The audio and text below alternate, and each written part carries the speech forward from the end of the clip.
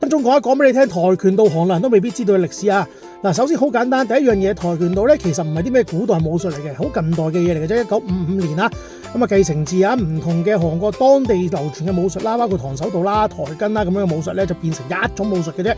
咁跟住然後咧向外推廣嘅時候咧，咁啊推廣到唔同國家啦、地區啦咁樣樣，咁啊想喂，不如咧聯合做一個組織啦，咁所以就喺韓國漢城啦，就開辦咗一個國際跆拳道聯盟 ITF。咁呢個時候係1966年啦，咁即係下年就呢個60週年咯。咁好咯，咁跟住然後咧呢個韓國政府當時朴正熙就覺得哇，呢一個咁嘅組織咧又攞住韓國國技，又有其他唔同地方嘅會員，好似有啲權喎，咁不如攞個政府組織嚟取代咗佢啦，就創立咗呢個國技院同埋世界跆拳道聯盟啦。咁啊1972-73年嘅故事嚟嘅。咁點解跟住仲有唔同 ITF 出現咧？事源就係崔將軍啊，創始人崔雲熙將軍咧，咁啊2002年去世啦。